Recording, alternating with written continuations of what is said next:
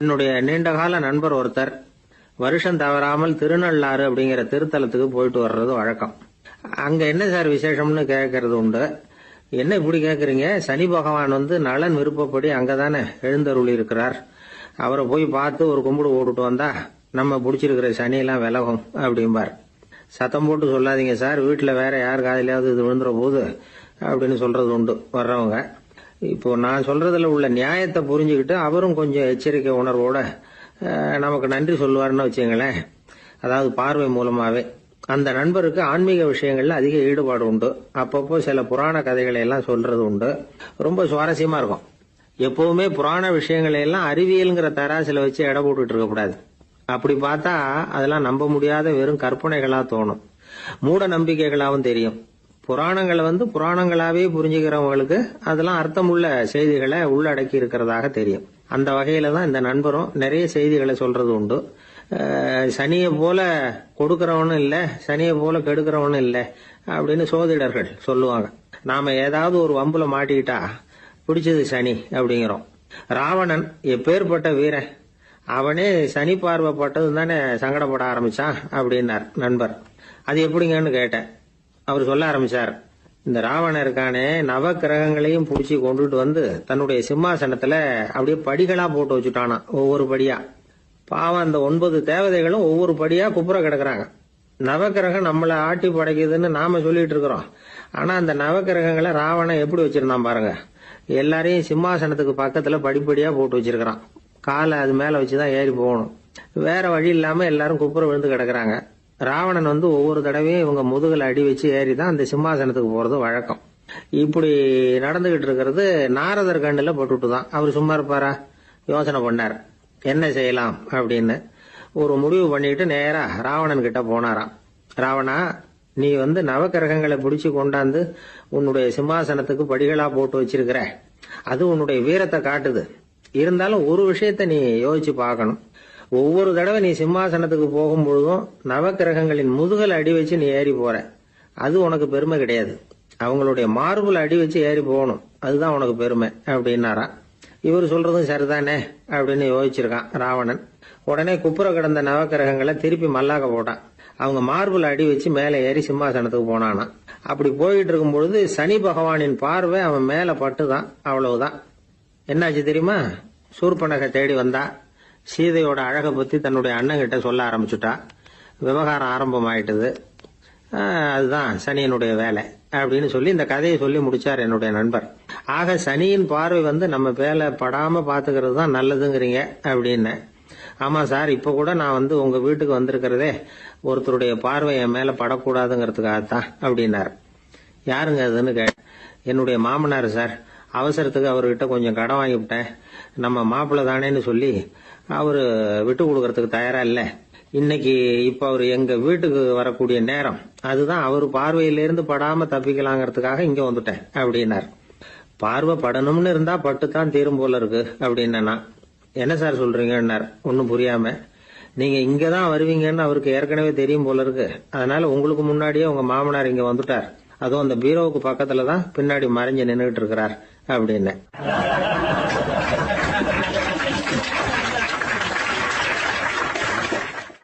21ஆம் வருஷம் செப்டம்பர் மாசம் 22ஆம் தேதி மதுரை மேலமாசி வீதியில உள்ள ஒரு வீடு. அங்க அன்னைக்கு நடந்த ஒரு அற்புத நிகழ்ச்சி பின்னாடி உலக மக்களை எல்லாம் ஆச்சரியப்பட வச்சது. இந்திய வரலாற்றிலேயே அது ஒரு முக்கியமான நிகழ்ச்சி. உலக மக்கள் கவனமெல்லாம் காந்திஜியின் பக்கம் திரும்புறதுக்கு காரணமா இருந்த நிகழ்ச்சி அது. கதர் துணி பிரச்சாரத்துக்காக காந்திஜி மதுரைக்கு வந்திருந்தார். சென்னை துணி வணிகர் சங்கத்தின் துணைத் தலைவர் ஒருத்தர் இருந்தார், ராம்ஜி கல்யாண் ஷேட்ஜி. அவருடைய வீடு மதுரை மேலமாசி வீதியில இருந்தது. அந்த வீட்டுல தான் காந்திஜி தங்கி இருந்தார். அப்போ வயலுக்கு போற உழவர்கள்லாம் சின்ன சின்ன துண்டை இடுப்புல கட்டிக்கிட்டு கலப்பையை தூக்கிக்கிட்டு தெருவில் நடந்து போறதை கவனிச்சாரு. ஏற்கனவே சேலத்துக்கு தெற்க பல பகுதிகளில் ஆண்களும் பெண்களும் அரைகுறை ஆடைகளோட உழைச்சிக்கிட்டு இருக்கிறத கண்ணால கண்டிருக்கிறார் அவரு. இந்தியரின் சராசரி உடை இவ்வளவுதான் அப்படிங்கறத புரிஞ்சுக்கிட்டார். மனசை என்னவோ பண்ணிருக்குது. ராத்திரி பூரா அதை பத்தியே யோசனை. 22/9/21 வியாழக்கிழமை காலையில காந்திஜி எழுந்திருக்கிறார். அவர் கூட தங்கி இருந்தவங்களை எல்லாம் பார்த்து சொன்னார், இன்னையிலிருந்து அறையில முழு அகல துண்டு தான் கட்டுவேன். குளிர் அதிகமா உள்ள காலங்கள்ல மட்டும் போர்வை ஒன்னும் உபயோகப்படுத்துவேன். மற்றபடி மேலங்கியோ புல்லாவோ எதுவும் போட்டுக்க மாட்டேன். தற்காலிகமா இந்த ஏற்பாட்டை 1 மாசத்துக்கு ஏத்துக்குவேன். அதுக்கு பிறகு உசிதம் போல எண்ணி பார்த்து முடிவு பண்ணுவேன் அப்படின்னார். அவருடைய குரல் உறுதியா இருந்துதான். உடனே செயல்ல இறங்கினார். தம்முடைய 10 முழ வேட்டி, மேலங்கி, உள் சட்டை, குல்லா எல்லாத்தையும் களைஞ்சார். வேட்டியில இருந்து ஒரு 4 முழ துணி எடுத்துக்கிட்டார். இதுக்கு உதவி செஞ்சவர் அன்னைக்கு விருதுநகர்ல பிரபல தொண்டரா இருந்த பழனிக்குமார பிள்ளை. வெட்டி எடுத்த துண்டை நீள வாக்குல ரெட்டையா மடிச்சாரு. அதை இடுப்புல துண்டு மாதிரி கட்டிக்கிட்டாரு. தலையில சின்ன உச்சி குடுமி, அறையில சின்ன துண்டு. அண்ணல் காந்தி ஆண்டி கோலத்துல காட்சி அளிக்கிறார். கூட இருந்தவங்களை பார்த்து காரைக்குடிக்கு புறப்படலாமே அப்படின்னார். அவர் நண்பர்களும் சீடர்களும் திகைச்சு போய் நிக்கிறாங்க. இந்த விரதம் நிரந்தரமா ஆயிடுமோங்கிற பயம் அவங்களுக்கு. எப்படியோ இந்த விவரம் ராஜாஜிக்கு அன்னைக்கு பிரபலமா விளங்கின தேசபக்தர் டாக்டர் TSS ராஜனுக்கும் எட்டுச்சு. உடனே 2 பேரும் ஓடி வந்தாங்க. வேண்டாமே இந்த கோலம் அப்படின்னாங்க. காந்திஜி தன்னுடைய முடிவுல உறுதியா இருந்தார். ராஜாஜி என்னென்னமோ வாதமெல்லாம் பண்ணி பார்த்தார். உங்களுடைய வாதத்துக்கு என்னால பதில் சொல்ல முடியல, இருந்தாலும் நான் செய்யறதுதான் சரிங்கிறதுல எனக்கு சந்தேகம் இல்லை. இன்னைக்கு அதிகாலை 3 மணி இருக்கும். நான் ஓரளவு விழிச்சுக்கிட்டேன். அதாவது உறக்கமும் விழிப்புமா இருந்த நிலையில எனக்கு இந்த எண்ணம் உண்டாச்சு. இது என்னுடைய அந்தராத்மாவின் ஆணை, அதை என்னால மீற முடியாது அப்படின்னு சொல்லிவிட்டாராம் காந்திஜி. கதர் பிரச்சாரத்துக்காக காரைக்குடிக்கு கிளம்பினார். வாசல்ல 4 மோட்டார் வண்டிகள் காத்துக்கிட்டு இருந்தது. வீதியில 2 பக்கமும் ஜனங்கள். காந்திஜி இடுப்பு துணியோட மோட்டார் வண்டியில ஏறினார். நண்பர்களும் சீடர்களும் மக்களும் உடல் சிலிர்க்க அந்த காட்சியை பாக்குறாங்க. மோட்டார் வண்டி நகர ஆரம்பிக்குது. எப்பேற்பட்ட காட்சி அது! சுக்கநாத பெருமானியே கூலி ஆளாக்கிய அப்படி ஆக்கி மண் சுமக்க வச்ச மதுரை இல்லையா, அந்த மதுரை தான் காந்திஜி துறவி கோலம் கொள்றதுக்கும் காரணமா இருந்திருக்குது. இது இன்னைக்கு எத்தனை பேருக்கு தெரியும்? ஒரு தடவை காந்திஜி நேருவும் சுற்றுப்பயணம் செஞ்சாங்களாம். ஒரு இடத்துல நடந்து போயிட்டு இருக்கிறாங்க. குறுக்க ஒரு வாய்க்கால். நேரு என்ன பண்ணாரு தெரியுமா? தன்னுடைய இளமை துடிப்பை காட்டுறதுக்காக கொஞ்ச தூரம் பின்னாடி போய் அங்கேருந்து வேகமா ஓடி வந்து அந்த வாய்க்காலை தாண்டினாராம். காந்திஜி அப்படி பண்ணல. பக்கத்துல இருந்த பாலம் வழியா அந்த வாய்க்காலை கடந்து வந்தார். நேரு காந்திஜியை பார்த்து சிரிச்சுக்கிட்டே, என்ன மாதிரி நீங்களும் தாண்டி இருக்கலாமே அப்படின்னாராம். அதுக்கு காந்திஜி சிரிச்சுக்கிட்டே சொன்னாராம், 2 அடி முன்னேறதுக்காக 5 அடி பின்னாடி போறதா அப்படின்னாராம்.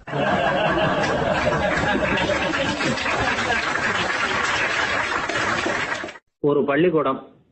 அதுல வசதியான வீட்டுக்குள்ள ஒருத்தன் படிச்சுக்கிட்டு இருந்தான். இன்னொரு ஏழை பையனும் அங்க படிச்சுக்கிட்டு இருக்கிறான். இவங்க 2 பேரும் ஒரே தெருவுல தான் இருக்கிறாங்க. பணக்கார வீட்டு பையன் பங்களாவில் இருந்தான். அவனுக்கு வேலை செய்யறதுக்காக சில வேலை ஆட்கள் உண்டு. அதனால அவன் நல்லா சாப்பிடுவான், தூங்குவான். ஏதோ வரணுமேங்கிறதுக்காக பள்ளிக்கூடத்துக்கு வருவான், போவான், அவ்வளவுதான். இந்த ஏழை பையன் இருக்கானே, அவன் அப்படி இல்லை.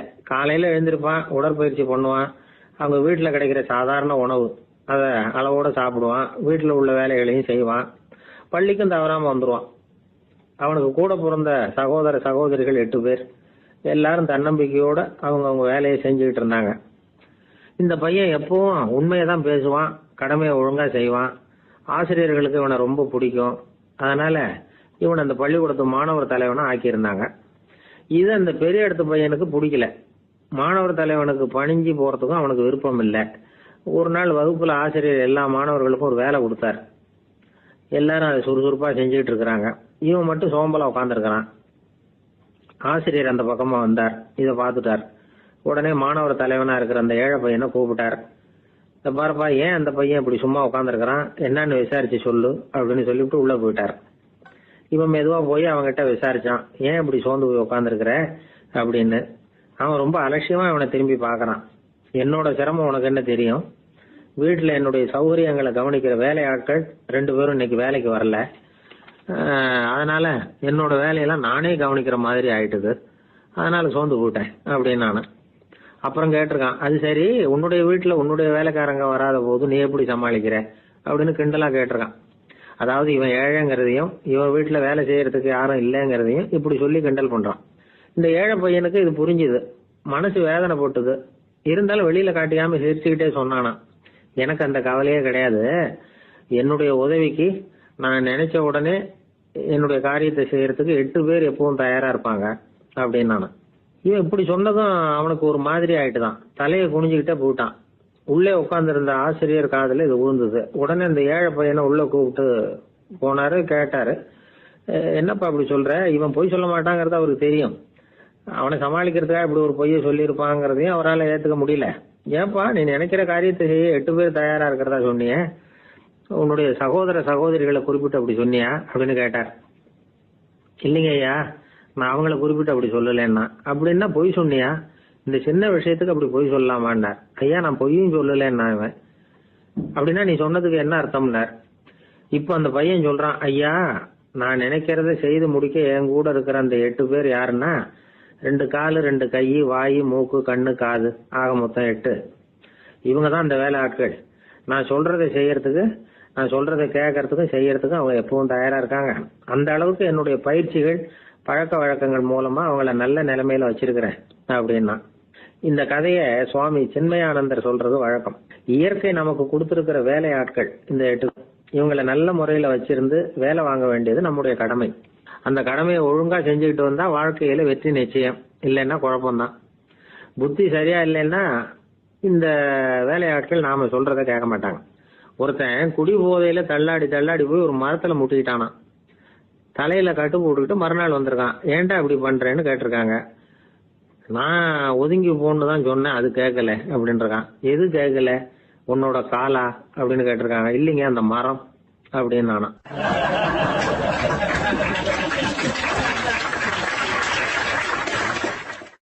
ஒரு ஊர்ல ஒரு ராஜா இருந்தார்.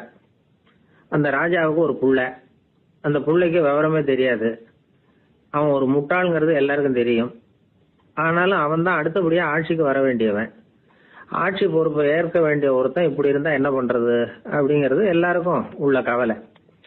மன்னர் அமைச்சர்களை கூட்டினார், ஆலோசனை கேட்டார் என்ன பண்ணலாம்னு. இவனை இன்னொரு நாட்டு பல்கலைக்கழகத்துக்கு அனுப்பி பார்க்கலாம், அங்க போய் படிச்சுட்டு வரட்டும், நிறைய படிச்சுட்டு நல்ல ஞானத்தோட திரும்பி வரட்டும், அதுக்கப்புறம் பாத்துக்கலாம் அப்படிங்கறது அவங்க சொன்ன ஆலோசனை. மன்னருக்கும் அது சரின்னு தோணுச்சு. மகனை வெளி தேசத்துக்கு அனுப்பி வச்சார். இவனும் போனான், ஒரு பல்கலைக்கழகத்துல சேர்ந்தான், நிறைய படிச்சான். அதுக்கப்புறம் தந்தைக்கு ஒரு கடிதம் எழுதினான். தந்தையே, நான் நிறைய படிச்சுட்டேன், இனிமே நாடு திரும்பலாம்னு நினைக்கிறேன் அப்படின்னு எழுதினான். மன்னருக்கு ரொம்ப மகிழ்ச்சி, அதாவது புள்ள படிச்சுட்டான் அப்படிங்கிற ஆனந்தம்.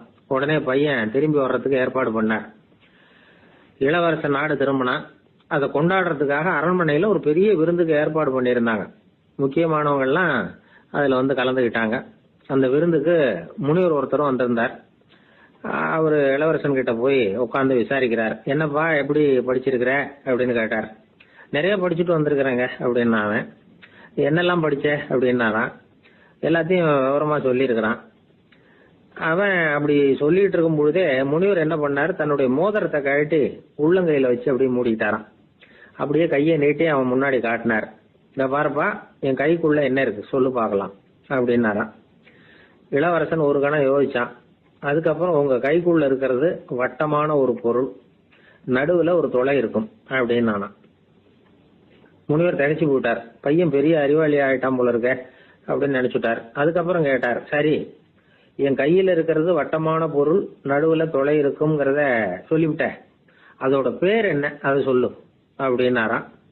இளவரசன் கொஞ்சம் யோசனை பண்ணிருக்கான். அப்புறம் சொன்னானா, முனிவரே, நான் படிச்ச விஞ்ஞானம் உங்களுக்கு பதில் சொல்றதுக்கு உதவல, இருந்தாலும் பதில் சொல்றேன், அது ஒரு வண்டி சக்கரம் அப்படின்னானா. இப்பதான் முனிவர் யோசிச்சாராம். அவருக்கு புரிஞ்சுதான், அதாவது முட்டாளை படிக்க வைக்கலாம், ஆனால் சிந்திக்க வைக்க முடியாது அப்படிங்கறத அவர் புரிஞ்சுக்கிட்டாராம். தகவல் அறிவு ஞானமாகாது அப்படிங்கிறார் ஓஷோ. ஏன்னா தகவல்கள் மாறுதலை ஏற்படுத்துறது இல்ல, ஆனால் ஞானம்ங்கிறது மாறுதலால் உண்டாகக்கூடிய ஒண்ணு. அதுதான் ரெண்டுக்கும் உள்ள வித்தியாசம். மனம் சரியான வழிக்கு வரணும், அதுக்கப்புறம் படிக்கிற கல்விதான் உண்மையான கல்வி. சரி, மனம் சரியா வர்றதுக்கு என்ன வழி அப்படின்னு கேட்டா, மனிதன் முழு மாறுதலுக்கான வழிமுறை தியானம் தான் அப்படிங்கிறார் அவர். அதனாலதான் நிறைய படிச்சிருக்கேன்னு சொல்றவன் எல்லாம் ஞானம் உள்ளவன் நினைச்சிடக்கூடாது. ஒருத்தர் இன்னொரு பெரிய மனிதரை அழைச்சிட்டு அறிமுகப்படுத்தினாராம். சார் நிறைய படிச்சிருக்கார், 3 MA வாங்கியிருக்கார், ஆனா ஒரு விஷயம், அப்பப்போ கொஞ்சம் திருடுவார், அவ்வளவுதான், மற்றபடி அவர் ஒரு பெரிய அறிவாளி தான் அப்படின்னாராம்.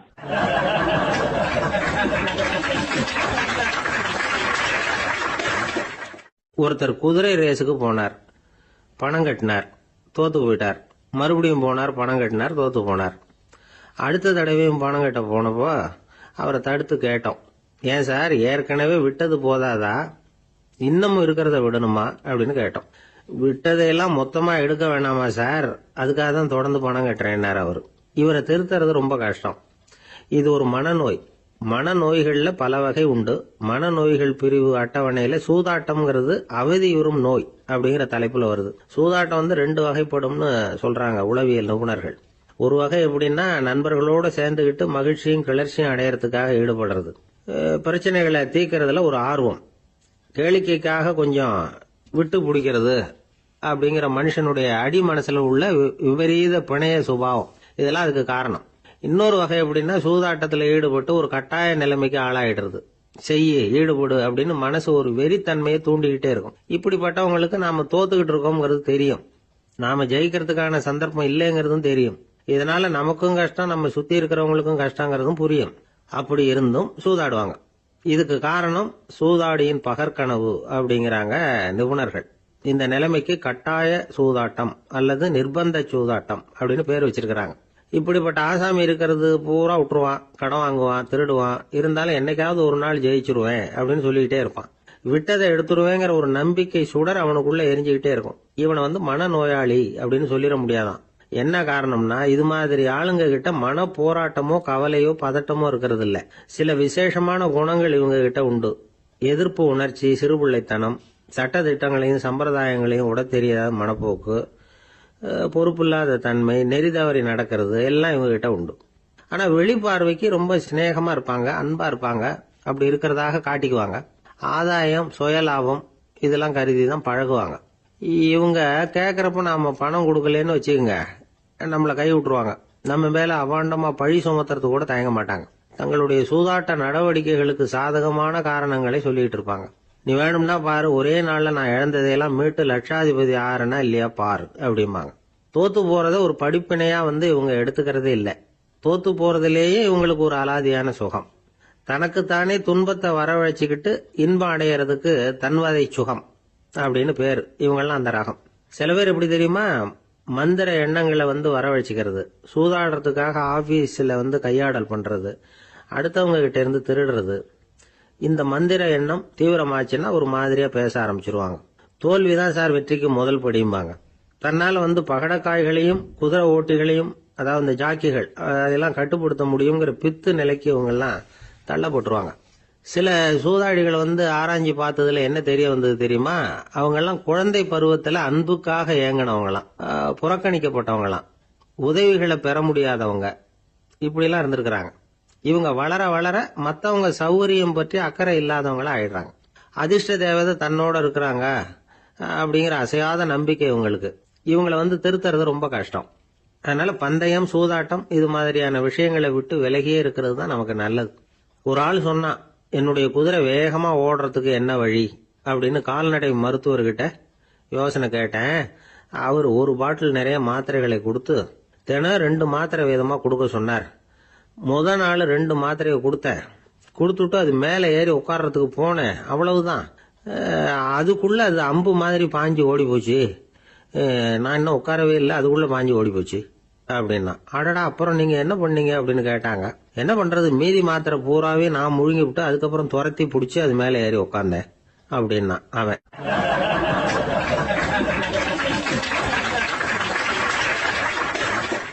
ஒரு ஊர்ல ஒரு மன்னர் இருந்தார். அந்த ஊர்ல அடிக்கடி சேவல் சண்டை நடக்கிறது வழக்கம். அரண்மனையில ஒரு ஆள் இருந்தான். மன்னருக்காக அவன் ஒரு சேவல் வாங்கிட்டு வந்தான். சண்டை போடுறதுக்காக அந்த சேவலை தயார் பண்ணிட்டு இருந்தான். கொஞ்ச நாள் ஆச்சு. மன்னர் அந்த ஆளை கூப்பிட்டார். என்னப்பா, சேவல் தயாராயிட்டுதா அப்படின்னு கேட்டார். இன்னும் அது தயாராகல மன்னா, இன்னும் வளரல, அதுக்கான தகுதி இன்னும் அதுக்கு வரல அப்படின்னா. எதனால அப்படி சொல்றேன்னாரு. கோபம் ரொம்ப கடுமையா இருக்குது அப்படின்னா. சரி அப்படின்னு விட்டுட்டார். மறுபடியும் கொஞ்ச நாள் ஆச்சு. இப்ப எப்படி நிலைமை, சேவல் தயாரா அப்படின்னார். இன்னும் இல்ல அரசே, மற்ற சேவல் எங்கேயாவது கூவுற சத்தம் கேட்டா உடனே இது பரபரப்பாயிடுது. பக்கத்துல ஒரு சேவலின் நிழலை கண்டா கூட இது பரபரப்பாயிடுது அப்படின்னா. சரி, இன்னும் கொஞ்ச நாள் ஆகட்டும்னு விட்டுட்டார். கொஞ்ச நாள் ஆச்சு. இப்ப மறுபடியும் விசாரிச்சார். இன்னும் நம்ம சேவலுக்கு அந்த தகுதி வரலமன்னா, போராட்ட உணர்வு அதுக்கு இன்னும் இருந்துகிட்டு தான் இருக்குது. உள்ள மெதுவாக தான் எரிய ஆரம்பிச்சிருக்குது போராட்ட உணர்வு. அப்படி இருக்கக்கூடாது, அது பற்றி எரிய வேண்டாமா அப்படின்னா. இன்னும் கொஞ்ச நாள் ஆச்சு. இப்போ எப்படின்னு கேட்டார். இப்போ அவன் சொன்னா, மன்னா கிட்டத்தட்ட அது போருக்கு தயாராயிட்டது அப்படின்னு நினைக்கிறேன்னா. எதனால் அப்படி சொல்ற அப்படின்னு கேட்டார். மற்ற சேவலின் குரலை கேட்டா அது அசையறதே இல்லை, ஒரு பொம்மை மாதிரி ஆயிடுது. அதுக்கு உள்ள ஒரு நுட்பமான விழிப்புணர்வு வந்துட்டுது. அதனால அது அமைதியா இருக்குது, மௌனமா இருக்குது. இனிமே அதுக்கு இணையான சேவலே கிடையாது. வெற்றி பெற அது போராட வேண்டிய அவசியமே இல்லை. அதை பார்த்த உடனே எதிரி சேவல்கள் பயந்துட்டு ஓடி போடும் அப்படின்னு சொன்னானா. அந்த சேவலை வளர்த்தவர் சி சிங் சு அப்படின்னு பேரு. இந்த சுசுகி சொன்ன கதையா அது. ஞானிகள் என்ன சொல்றாங்க தெரியுமா? அந்த சேவலின் ரகசியத்தை நீயும் கற்றுக்கொள், நீ அப்படி ஆயிடு, சண்டை போடாமலே வெற்றிகள் பெறுகிற நுட்பத்தை புரிந்து கொள். இதுதான் ஞானிகள் உபதேசம். ஒரு குரு கிட்ட ஒருத்தன் போயிருக்கிறான். எனக்கு சண்டை போட கத்து கொடுங்கன்னா. அதுக்கு என்ன செய்யணும்னார். என்ன உங்க மாணவனா சேர்த்துங்கன்னா. சரி, இப்போ உன்னுடைய பலம் என்னன்னு கேட்டிருக்கார். இப்ப நான் தனி ஆளா இருந்து ஒரு 100 பேரை சமாளிப்பேன் நானா. சரி, அப்படின்னா என்னுடைய மாணவனா உன்னை சேர்த்துக்கிறேன் இருக்கார். சேர்த்துக்கிட்டார். 6 மாசம் பயிற்சி கொடுத்தார். அதுக்கப்புறம் இவனை கூப்பிட்டு கேட்டார், இப்போ உன்னுடைய திறமை எவ்வளவுன்னு. இப்போ நான் தனி ஆளா இருந்து ஒரு 50 பேரை சமாளிப்பேன் நானா. இன்னும் உனக்கு பயிற்சி தேவைன்னாராம். தொடர்ந்து சில நுட்பங்களை எல்லாம் சொல்லி கொடுத்துருக்கிறார். 1 வருஷம் ஆச்சு, எல்லாத்தையும் கத்து கொடுத்துட்டார். அப்புறம் கூப்பிட்டு கேட்டார், இப்போ உன்னுடைய திறமை எப்படிப்பா, எதிரிகள் எத்தனை பேரை உன்னால சமாளிக்க முடியும்னாராம். அவன் சொன்னான், ஐயா, எதிரிகளின் பலம் என்னங்கிறத புரிஞ்சுக்காம அதை நான் சொல்ல முடியாதுன்னு நானும். இனிமே உனக்கு பயிற்சி தேவையில்லை, போயிட்டு வான்னு அனுப்பி வச்சுட்டாராம். ஒரு உண்மையை நாம புரிஞ்சுக்கணும். அதாவது அடிக்கிறதுக்கு நமக்கு துணிச்சல் தேவையில்லை, அடிக்காம இருக்கிறதுக்கு தான் துணிச்சல் தேவை. அடிச்சா திருப்பி அடிக்கிறவன் மன உறுதி உள்ளவன் இல்லை, அடிச்சா திருப்பி அடிக்காம இருக்கிறான் பாருங்க, அவன் தான் மன உறுதி உள்ளவன். ஒருத்தன் தலை தெறிக்க வேகமா ஓடிக்கிட்டு இருந்தான். எங்கடா ஓடுற அப்படின்னா, எதுக்க வந்தவன். ஒரு சண்டையை நிறுத்தத்தான் இப்படி ஓடுறேன் அப்படின்னு இருக்கான். யாருக்கும் சண்டை, எனக்கும் இன்னொரு ஆளுக்கும் சண்டை அப்படின்னு நானா அவன்.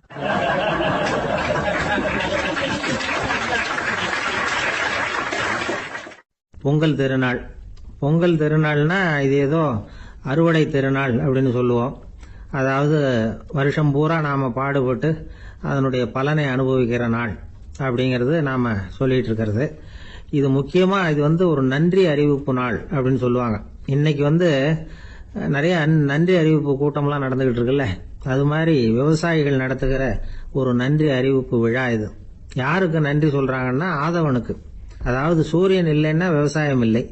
அதனால ஆதவனுக்கு நன்றி செலுத்துகிற நாளாக இந்த பொங்கல் திருநாளை நாம கொண்டாடுறோம். அதாவது இந்த பொங்கல்ல விவசாயிகள்ட்ட இருந்து நிறைய பண்புகளை நாம தெரிஞ்சுக்க வேண்டிய நாள் இது. விவசாயிகள் அவங்க விவசாயம் முன்னேறி இருக்கிற அளவுக்கு விவசாயிகளுடைய வாழ்க்கை தரம் முன்னேறல. அந்த அளவுக்கு அவர்கள் நாட்டுக்காக உழைச்சிக்கிட்டு இருக்கிறாங்க. அந்த காலத்திலேயே அதை பத்தி ஒரு கதை சொல்றது உண்டு. ஒரு வயசான ஆளு நிலத்துல ஏறு உழுதுகிட்டு இருந்தாராம்.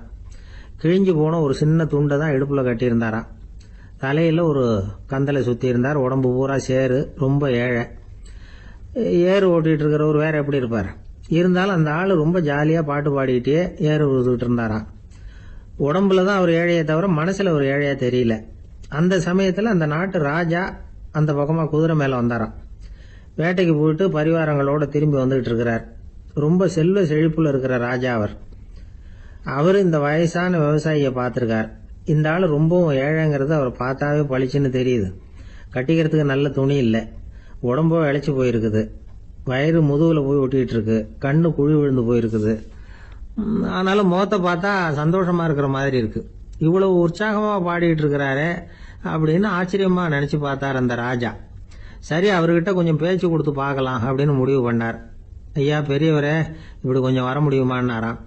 பொழுது போறதுக்குள்ள நான் இந்த வயல் பூரா உழவு ஓட்டி ஆகணும், அதனால பேசுறதுக்கு நேரம் இல்லை அப்படின்னாராம் அந்த பெரியவர். என்ன அவ்வளவு அவசரமா? மீதி இருந்தா நாளைக்கு உழுதக்கூடாதா? அது சரி, உனக்கு எத்தனை ஏக்கர் நிலம் இருக்கு அப்படின்னு விசாரிச்சிருக்கார் ராஜா. எனக்குன்னு சொந்தமா உள்ளங்கை அளவு கூட நிலம் கிடையாது. இது எங்க முதலாளியோட நிலம். இதை பூராவும் உழுது முடிச்சாதான் அவர் கூலி கொடுப்பார். நான் கூலிக்கு உழுதுகிட்டு இருக்கிறேன். உங்ககிட்ட பேசிக்கிட்டு இருந்தா அவருக்கு துரோகம் பண்ணது மாதிரி ஆயிடும் அப்படின்னாராம். ராஜா குதிரையை விட்டு கீழே இறங்கினார். வரப்புல நடந்து அந்த பெரியவர்கிட்டயே போனாராம்.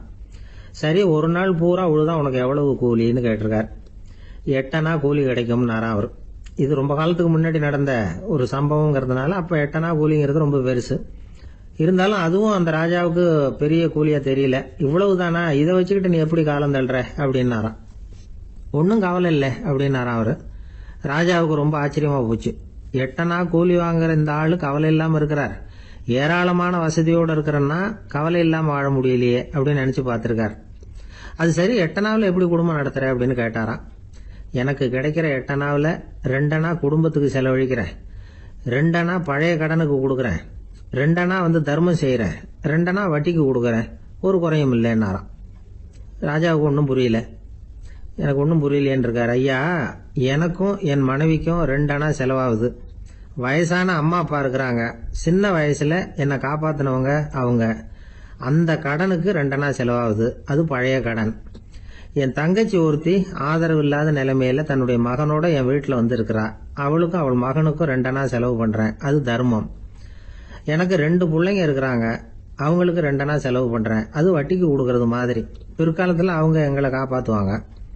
அந்த வகையில் நான் திருப்தியோடு வாழ்ந்துகிட்டு இருக்கிறேன் அப்படின்னாராம். ராஜாவுக்கு அர்த்தம் புரிய ஆரம்பிச்சுதான். அந்த பெரிய நிலத்தை விலை கொடுத்து வாங்கி அந்த பெரியவருக்கே தானமாக கொடுத்துட்டாராம். இப்போ உழுதவருக்கே நிலம் சொந்தமாயிட்டது. அன்னையிலேருந்து அரசனுக்கும் ஆறுதல் கிடைச்சுதான். இப்படி ஒரு கதை சொல்லுவாங்க. 8 வருமானத்தை வச்சுக்கிட்டு எப்படி காலத்தை தள்ளுறதுன்னு சொல்றதுக்காக இந்த கதையை சொல்றதாக யாரும் தப்பா நினைச்சுக்க கூடாது. கிடைக்கிறத எப்படி பங்கு போடுறார், எப்படி திருப்தியா வாழறார் அப்படிங்கிறது தான் முக்கியம். அது மாதிரி இன்றைக்கு இந்த பொங்கல் திருநாளில் உழவர்கள் மனசு மகிழ்ச்சியா இருந்ததுன்னா அது எல்லாரும் மகிழ்ச்சியா இருக்கிறது மாதிரி அர்த்தம். அதனால அவர்கள்ட்ட இருந்து நாம பாடம் கத்துக்கணும். சில உழவர்கள் தங்கள் நிலத்துல விளையறத தாங்கள் சாப்பிட மாட்டாங்க, அடுத்தவங்கள்ட்ட வித்துட்டு சந்தையில போய் வேற அரிசி வாங்கிட்டு வந்து தான் இவங்க சாப்பிடுவாங்க. அப்படிப்பட்ட விவசாயிகள்லாம் இது உண்டு. பங்கிடுகிற பண்பை உழவர்கள்ட்ட இருந்து கற்றுக்கொள்ளுங்கள் அப்படிம்பாங்க. ஒரு ஆள் நிம்மதியா மகிழ்ச்சியா இருந்தானா, உங்க நிம்மதிக்கும் மகிழ்ச்சிக்கும் என்ன காரணம்னு கேட்டிருக்காரு இன்னொருத்தர். என்கிட்ட இருந்தது பூராவையும் என் பிள்ளைங்களுக்கு சமமா பங்கு போட்டு கொடுத்துட்டேன், எனக்குன்னு எதுவுமே வச்சுக்கல, அதுதான் நிம்மதிக்கு காரணம்னு இருக்கான். உங்ககிட்ட இருந்தது எவ்வளவு இருந்தது அப்படின்னு கேட்டிருக்காரு அவரு. மொத்தமா ஒரு 50,000 ரூபாய் இருக்கும் அப்படின்னு இருக்கான். அவ்வளவும் பணமாவே இருந்ததா அப்படின்னு கேட்டிருக்காங்க அவங்க. இல்லைங்க, அவ்வளவும் கடன், அதை தான் பிரிச்சு கொடுத்துருக்கேன் பிள்ளைங்க கிட்ட அப்படின்னு நானா. அவன்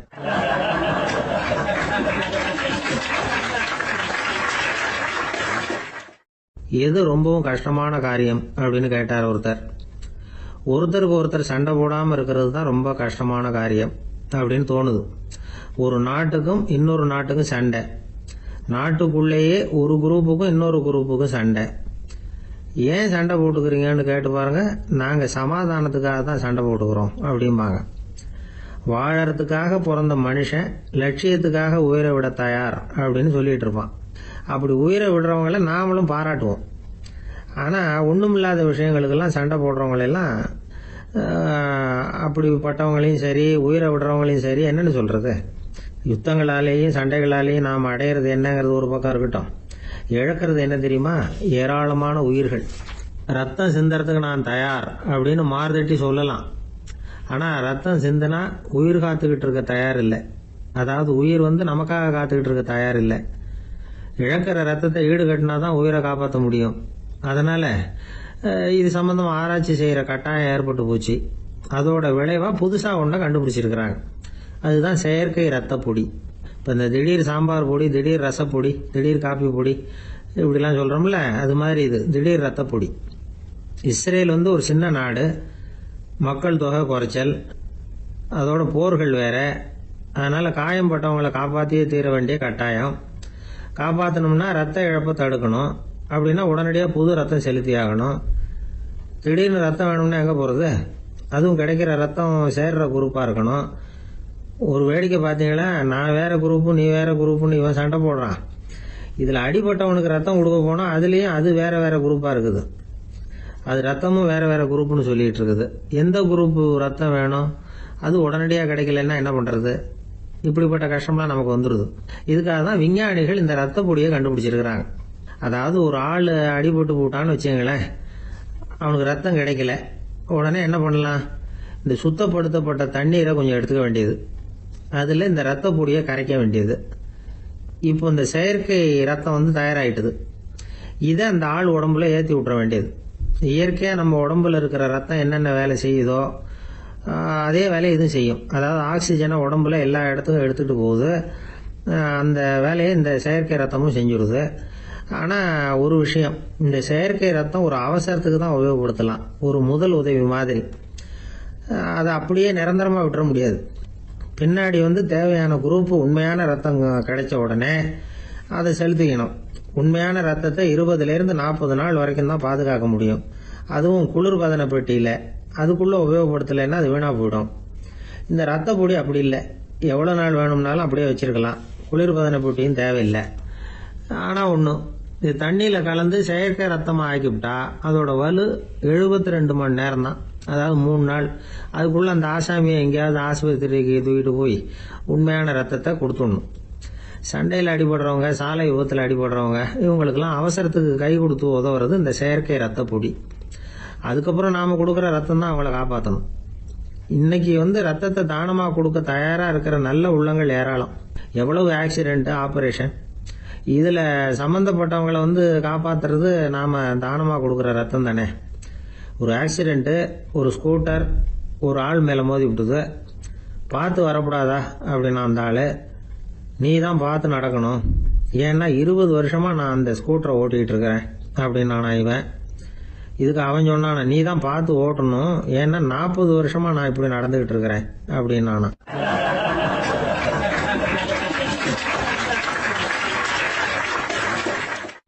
அந்த மரத்தின் உச்சியில ஒரு பறவை கூடு, ஏதோ ஒரு பறவை கூடு கட்டி இருந்தது. அது என்ன பறவைன்னா ராஜாளி. ஒரு குரங்கு அந்த மரத்து கிளையில தாவி தாவி குதிச்சுக்கிட்டு இருந்தது. அப்போ இந்த கூட்டுல இருந்த முட்டை அது கண்ணுல போட்டுவிட்டது. அதுக்கப்புறம் அது சும்மா இருக்குமா, விளையாட்டா ஒரு முட்டையை எடுத்தது, மரத்தை விட்டு கீழே இறங்குச்சு. கீழே ஒரு குப்பை மேட்டுல ஒரு கோழி சில முட்டைகளை அது பாட்டுக்கு இட்டு வச்சிருந்தது. குரங்கு தன் கையில இருந்த ராஜாளி பறவையோட முட்டைய அந்த கோழி முட்டைகளோட சேர்த்து போட்டுட்டு போயிட்டுது. கோழி வந்தது, பார்த்தது, அதுக்கு ஒன்னும் வித்தியாசம் புரியல.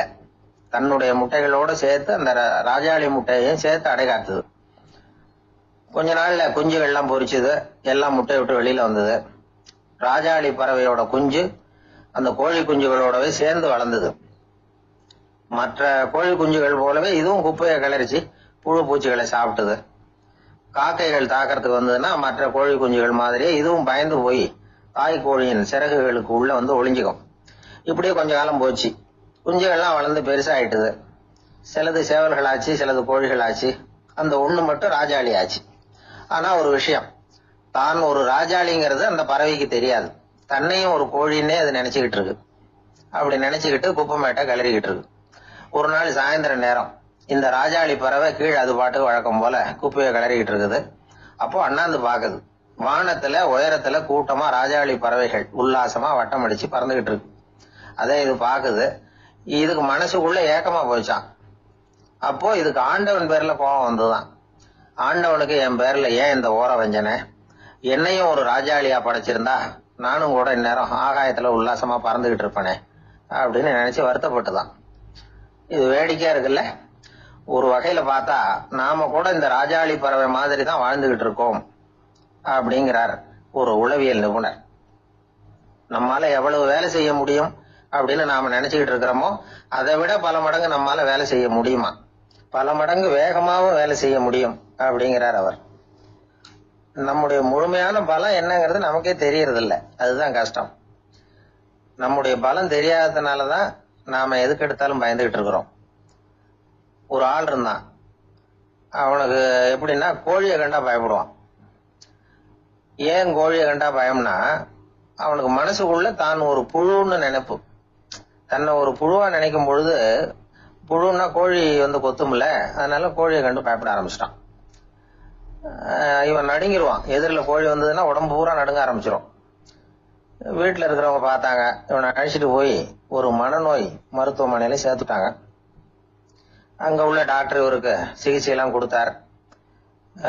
ஒரு வாரம் இவனை தங்க வச்சு வேண்டிய சிகிச்சை எல்லாம் கொடுத்து மன ரீதியா அவனை மாத்தி, சரி இனிமே நீ வீட்டுக்கு போகலாம்னு சொல்லி அனுப்பி வச்சார். வீட்டுக்கு புறப்பட்டான்.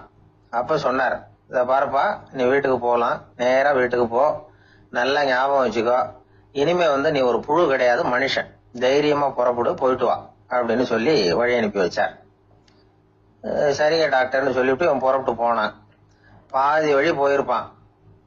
லேசா நிமிர்ந்து பாக்குறான், எதிரில் ஒரு கோழி வந்துகிட்டு இருக்கு. அது பாட்டுக்கு சாதாரணமா நடந்து வந்துகிட்டு இருந்தது. அவ்வளவுதான், இவன் உடம்பு கிடுகிடுன்னு ஆட ஆரம்பிச்சுட்டது. திரும்பி ஓடி வந்துட்டான்.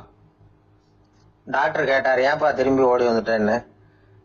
பாதி தூரம் போயிட்டேன் டாக்டர், எதிரில் ஒரு கோழி வந்துகிட்டு இருக்குது, அதான் பயமா இருந்தது வந்துட்டேன்னா. டாக்டருக்கு ஒரு மாதிரி ஆயிடுது. அவர் சொன்னார், இதை பாருப்பா, நான் தான் சொன்னேனே, நீ ஒரு புழு இல்லை மனுஷன், இனிமே நீ புழு கிடையாது, நீ ஒரு மனுஷன். நீ ஒரு புழு இல்லைங்கிறது இன்னமும் உனக்கு புரியலையா அப்படின்னாரு டாக்டர். நான் புழு இல்லைங்கிறது எனக்கு தெரிஞ்சுட்டுது டாக்டர், இது அந்த கோழிக்கு தெரியுமான்னு தெரியலையே அப்படின்னா. இவெல்லாம் எந்த காலத்துல மாறுறது? அதனால வாழ்க்கையில வெற்றி பெறணும் அப்படின்னு நினைக்கிறவங்க யாரா இருந்தாலும் தன்னுடைய பலம் என்ன அப்படிங்கிறத முதல்ல புரிஞ்சுக்கணும். தன்னுடைய சக்தியை புரிஞ்சுக்கிட்டவன் வெற்றி பெறுவது நிச்சயம்.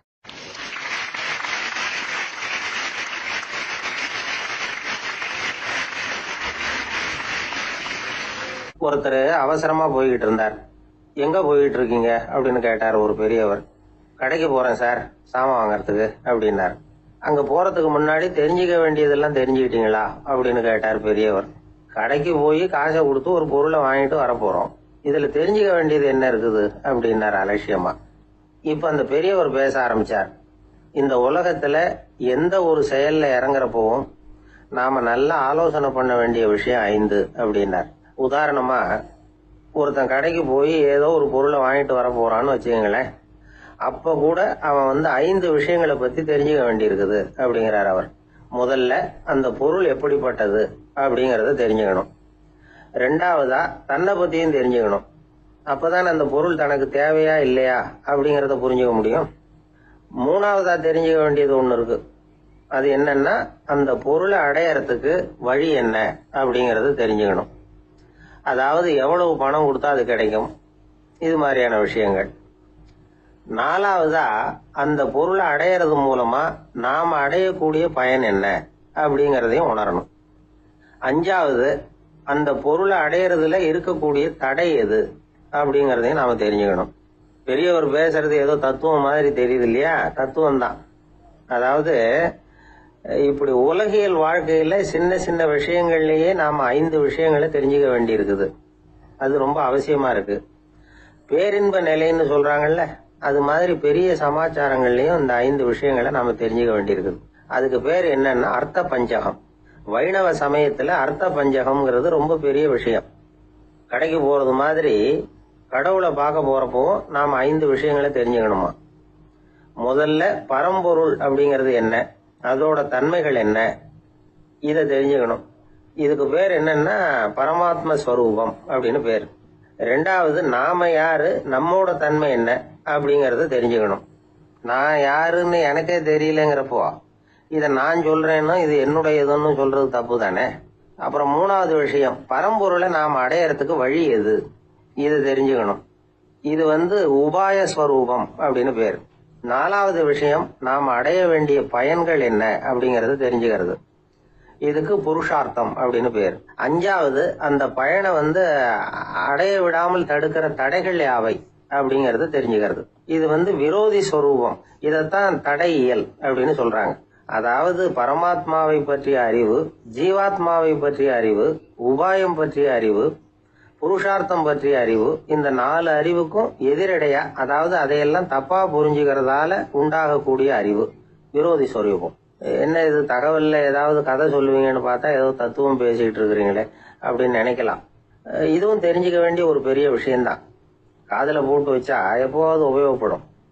என்னுடைய நண்பர் ஒருத்தர் ஒரு நாள் என்கிட்ட சொன்னார், சார் அடுத்த மாசம் தஞ்சாவூர்ல ஒரு கல்யாணம், போறதா வேண்டாமா அப்படின்னு ஒரே குழப்பமா இருக்கு அப்படின்னார். நான் உடனே இந்த அர்த்த பஞ்சக உபதேசம் பண்ண ஆரம்பிச்சேன். அவர் எல்லாத்தையும் பொறுமையா கேட்டுட்டு, சரி சார் நான் போறதுன்னு முடிவு பண்ணிவிட்டேன்னார். எப்படி இந்த முடிவுக்கு வந்தீங்க அப்படின்னு கேட்டேன். அவர் சொன்னாரு, சார் அந்த 2வது பாயிண்ட் ஒண்ணு சொன்னீங்களே, அதை புரிஞ்சுக்கிட்டதுக்கு அப்புறம் தான் இந்த முடிவுக்கு வந்தேன் அப்படின்னாரு. என்ன 2வது பாயிண்ட்ன்னு? அதாவது தன்னை பத்தி புரிஞ்சுக்கணும் அப்படின்னு சொன்னீங்க. உடனே என்னை பத்தி புரிஞ்சுக்கிட்டேன், நான் யாருங்கிறது எனக்கு தெரிஞ்சுது, உடனே போறதுதான் நல்லதுன்னு முடிவு பண்ணிவிட்டேன்னாரு. நீங்க யாருன்னு கேட்டேன். நான் தான் சார் அந்த கல்யாணத்துல தாலி கட்ட வேண்டிய மாப்பிள்ளை அப்படின்னாரு. ஒரு வயசான தாத்தா பாட்டி 60 வருஷத்துக்கு முன்னாடி அவங்களுக்கு கல்யாணம் ஆச்சு. ஒன்னாவே வாழ்ந்தாங்க, ஒன்னாவே இறந்து போனாங்க. இப்போ அவங்க 2 பேரும் சொர்க்கத்துக்கு போய் சேர்ந்தாங்க. அங்கே எல்லா வசதியும் இருந்தது. ஒரு பெரிய பங்களாவே இவங்களுக்கு ஒதுக்கி கொடுத்தாங்களாம். இதுக்கு எவ்வளவு வாடகைன்னு கேட்டார் தாத்தா. வாடகையெல்லாம் கிடையாது, இலவசம் அப்படின்னார் அங்க இருந்தவர். அந்த வீட்டுக்கு பின்னாடி ஒரு பெரிய புல்வெளி இருந்தது. இதுல விளையாட ஏதாவது கட்டணம் உண்டான்னு கேட்டிருக்காரு தாத்தா. அதெல்லாம் ஒன்றும் கிடையாது, பணம்லாம் கட்ட வேண்டியதில்லை அப்படின்னார் அவரு. பக்கத்துல ஹோட்டல் மாதிரி ஒரு பெரிய கட்டடம், உள்ள சாப்பாட்டு மேஜைகள், அது மேல விதவிதமான பலகாரங்கள். சாப்பாட்டுக்கெல்லாம் எவ்வளவு அப்படின்னு விசாரிச்சாராம் தாத்தா. அதுதான் சொன்னேனே, இங்க எல்லாமே இலவசம்தான், எது வேணும்னாலும் சாப்பிடலாம், எவ்வளவு வேணும்னாலும் சாப்பிடலாம் அப்படின்னாராம். நீங்க சொல்றீங்க அப்படி, ஆனா நான் சர்க்கரை சேர்த்துக்க கூடாது, உப்பு சேர்த்துக்க கூடாது, பாட்டி கையால எப்பவும் பத்திய சாப்பாடு தான் அப்படின்னாராம் தாத்தா. இதை பாருங்க, இங்க உங்களுக்கு அந்த கவலையும் வேண்டியதில்லை. இங்க நீங்க ஸ்வீட்டு சாப்பிடலாம், காரம் சாப்பிடலாம், உங்களுக்கு எந்த நோயும் வராது அப்படின்னாராம் அங்க சொர்க்கத்துல இருந்தவர். இதை கேட்ட உடனே அந்த தாத்தா பக்கத்துல நின்ன பாட்டியை பார்த்து கத்தினாராம். அடி பாவி, எல்லாத்தையும் கெடுத்துட்டிய, நீ எனக்கு பத்திய சாப்பாடு போடாம கண்டதை திங்க விட்டுருந்தா 10 வருஷத்துக்கு முன்னாடியே நான் இங்க சேர்ந்திருப்பேனே அப்படின்னாராம்.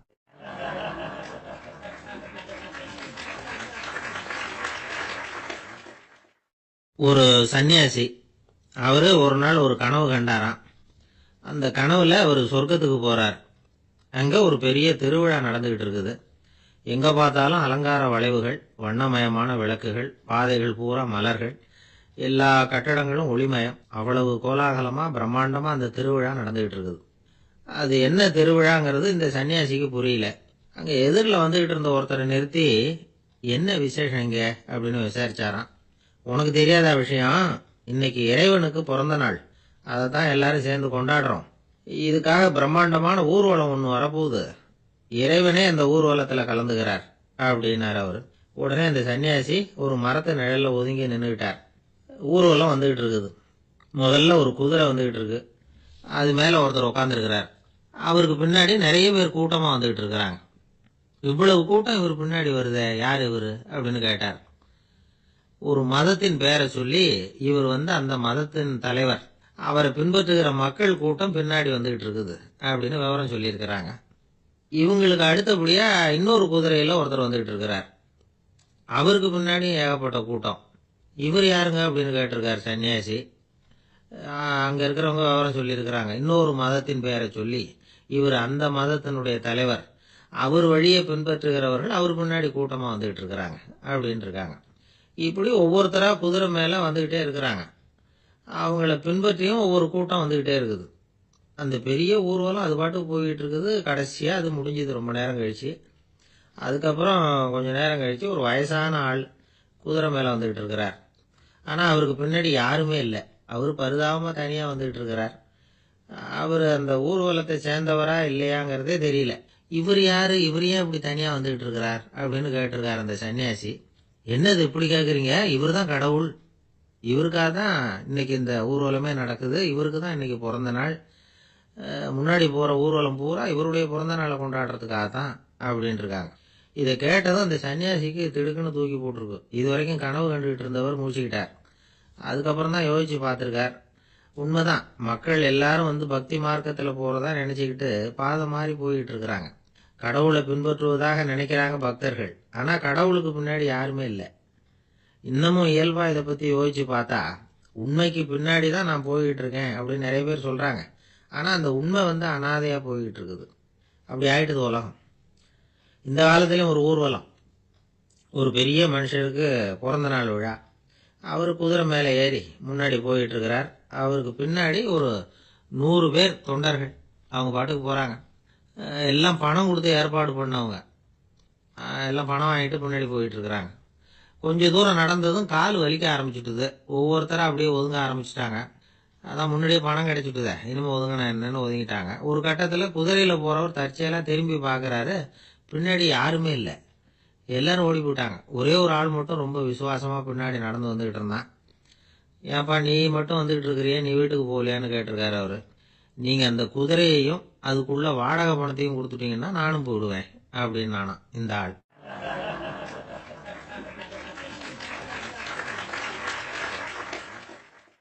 ஒரு ஊர்ல ஒரு ஆள் இருந்தான், தையல் கடை வச்சிருந்தான். அவங்கிட்ட ஒருத்தன் ஒரு சட்டை துணி எடுத்து கொடுத்து தைக்க சொல்லியிருந்தான். வர சனிக்கிழமை வா, வந்து வாங்கிட்டு போ அப்படின்னு அவன் சொல்லியிருந்தான். அதே மாதிரி இவன் வந்தான். அவன் தச்சு வச்சிருந்த சட்டையை கொடுத்தான். இவன் வாங்கி அங்கேயே போட்டு பார்த்தான். கை நீளம் ஒன்றுக்கு ஒன்று வித்தியாசமாக இருந்தது.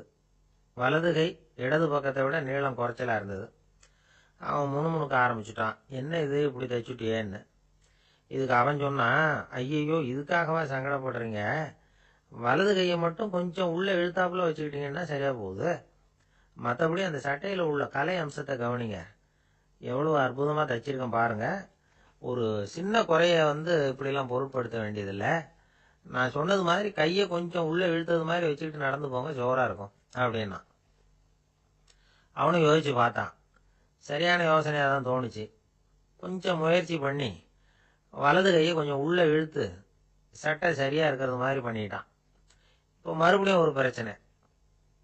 வலது கையை உள்ளே இழுத்த மாதிரி அப்படியே வச்சுக்கிட்டதும் முதுகு பக்கம் கொஞ்சம் துணி தளர்த்தியாக தொங்குறது மாதிரி தெரிஞ்சுது.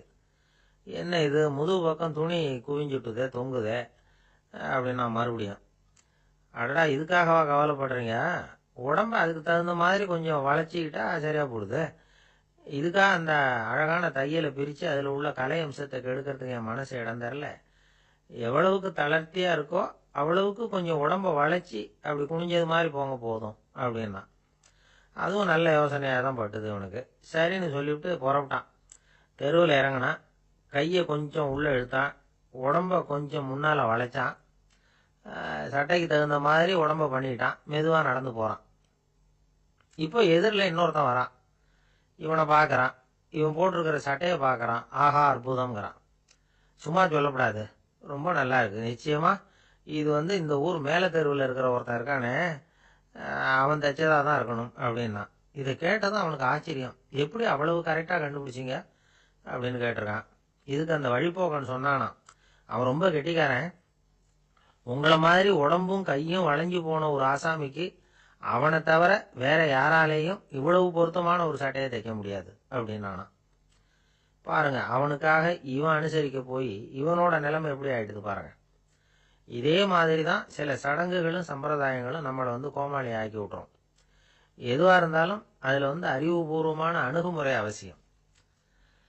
ஒரு நர்ஸ் அவசரமாக ஓடி டாக்டர்கிட்ட சொல்லிச்சான், டாக்டர் ஒரு தப்பு நடந்து போச்சு, 10ஆம் நம்பர் பெட்டில் இருக்கிற பேஷண்ட்டுக்கு காலில் ஆப்ரேஷன் பண்ணுறதுக்கு பதிலாக கையில் ஆப்ரேஷன் பண்ணி விட்டீங்க.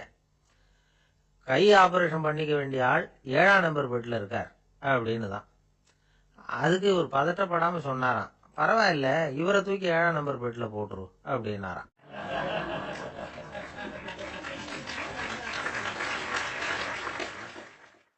ஒரு மாணவனை பார்த்தேன். என்ன தம்பி படிப்புலாம் எப்படி இருக்குது அப்படின்னு விசாரித்தேன். அவன் ரொம்ப அழுதுகிட்டான். நான் நல்லா தான் சார் படிக்கிறேன், இருந்தாலும் புத்தியில் சரியாக ஏற மாட்டேங்குது சார் அப்படின்னா. சரி, இவனும் நம்ம ரகம்தான் அப்படின்னு சொல்லி முடிவு பண்ணிக்கிட்டோம். கல்வி கற்கக்கூடிய ஒரு மாணவன் சம்பந்தப்படுற புத்திகள் பல வகை. அதை பற்றி ஒரு பெரியவர் விளக்கி இருக்கிறார். மிருத்து புத்தின்னு ஒன்று இருக்குதான். மிருத்துன்னா மண்ணு. மண்ணால் செவுறு கட்டுறோம்ல, மண் சுவரில் ஆணி அடிக்கிறதும் சுலபம், அதை பிடுங்கி எடுக்கிறதும் சுலபம். அது மாதிரி சில பேர் குரு சொல்லி கொடுக்கறத சுலபமாக கேட்டு தெரிஞ்சு வச்சுக்குவாங்க, கொஞ்ச நேரத்தில் சுலபமாக மறந்தும் போயிடுவாங்க. இது மிருத்து புத்தின்னு பேர், மண் புத்தி. தாரு புத்தின்னு ஒன்று உண்டான். தாருன்னா மரம்.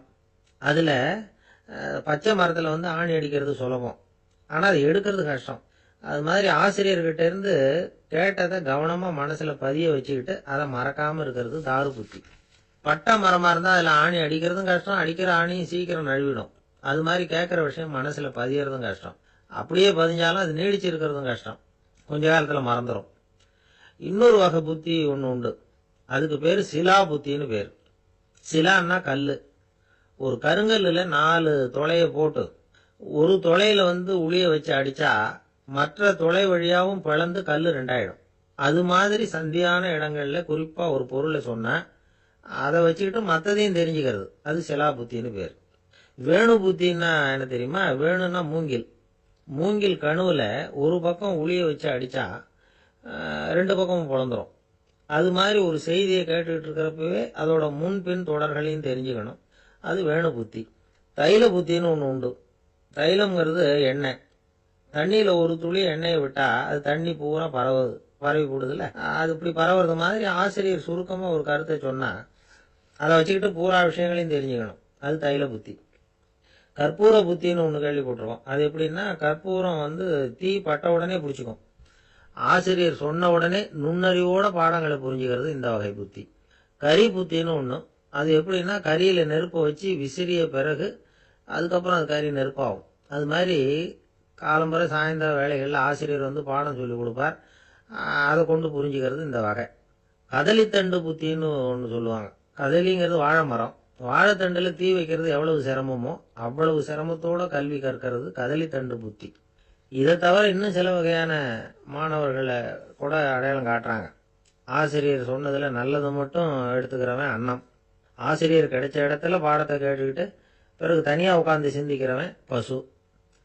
பசுமாடு அப்படித்தானே, புல்லு கண்ட இடத்துல மேயும், அதுக்கப்புறம் நிதானமாக அசை போட்டுக்கும். ஆசிரியர் சொன்னதை தவிர வேற எதையும் சொல்ல முடியாதவன் கிளி.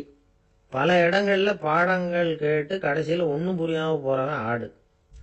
ஆடு ஒரு செடியில வயிறார மேயாது, ஒரே செடியில. இக்கரைக்கு அக்கறை பச்சைன்னா அங்கேயும் இங்கேயும் அலைஞ்சிக்கிட்டே இருக்கும். சில பேருக்கு எருமைன்னு பேர். எருமை எப்படின்னா குளத்து நீரை கலக்கி தான் குடிக்கும். அது மாதிரி ஆசிரியர் மனசை நோக செய்து பயில்கிற மாணவர்கள்லாம் இந்த ரகம். இவ்வளவுலாம் இருந்தாலும் இந்த காலத்து மாணவர்கள்லாம் ஒரு தனி ரகம். ஒரு ஆசிரியர் வகுப்புல பாடம் நடத்திக்கிட்டு இருந்தார். இலக்கண வகுப்பு. இறந்த காலம், நிகழ்காலம், எதிர்காலம், past tense, present tense, future tense, இதை பற்றிலாம் பாடம் நடத்துகிறார். எல்லாம் சொல்லி கொடுத்துட்டு இப்போ நான் ஒரு வாக்கியம் சொல்லுவேன், அது என்ன காலம் அப்படிங்கிறத நீங்கள் சொல்லணும்னார் ஆசிரியர். சரி, நாங்கள் மாணவர்கள்லாம், நான் நாளைக்கும் பாடம் நடத்த போகிறேன், இது என்ன காலம் அப்படின்னு கேட்டார் ஆசிரியர். அதாவது நான் நாளைக்கும் பாடம் நடத்த போகிறேன், இந்த வாக்கியம் என்ன காலம்னு கேட்டார். ஒரு பையன் மெதுவாக எழுந்திரிச்சு சொன்னான், இது எங்க போதாத காலம் சார் அப்படின்னு சொல்லிவிட்டு உட்காந்துட்டானா.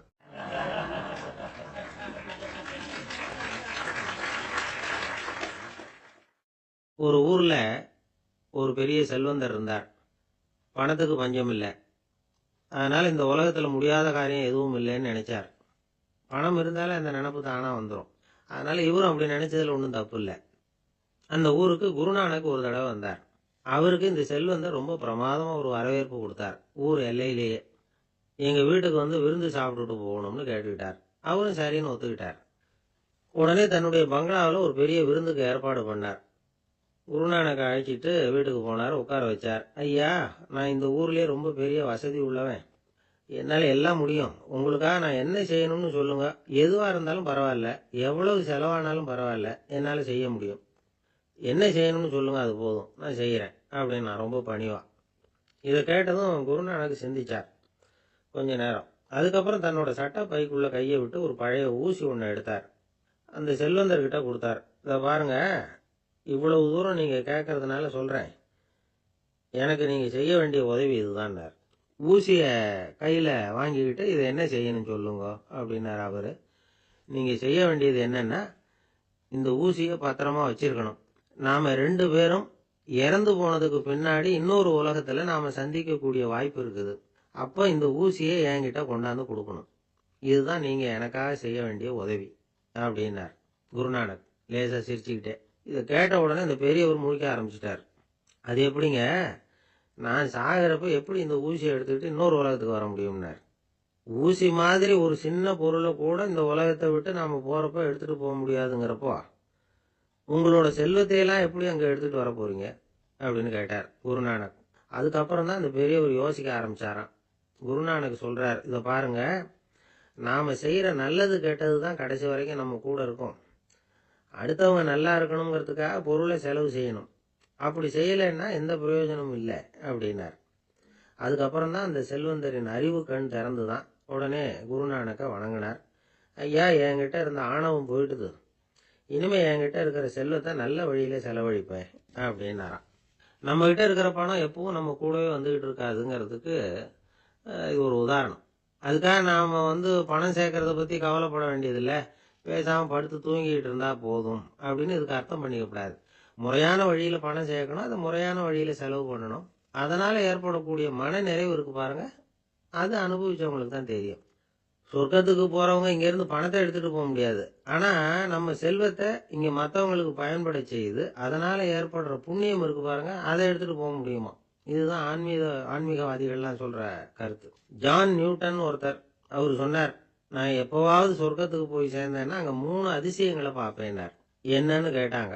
நான் யார் யார் இருக்க மாட்டாங்கன்னு நினைச்சுக்கிட்டு இருந்தானோ அவங்கள சில பேர் அங்க இருப்பாங்க, அது ஒரு பெரிய அதிசயம்னார். சரி, அடுத்தது என்ன? 2வது அதிசயம் என்னன்னா, அங்க இருப்பாங்கன்னு நான் எதிர்பார்த்த சில பேர் அங்க இருக்க மாட்டாங்க அப்படின்னார். சரி, 3வது பெரிய ஆச்சரியம் என்ன அப்படின்னா, நான் அங்க இருக்க பாருங்க, அதுதான் அந்த 3வது அதிசயம் அப்படின்னாராம்.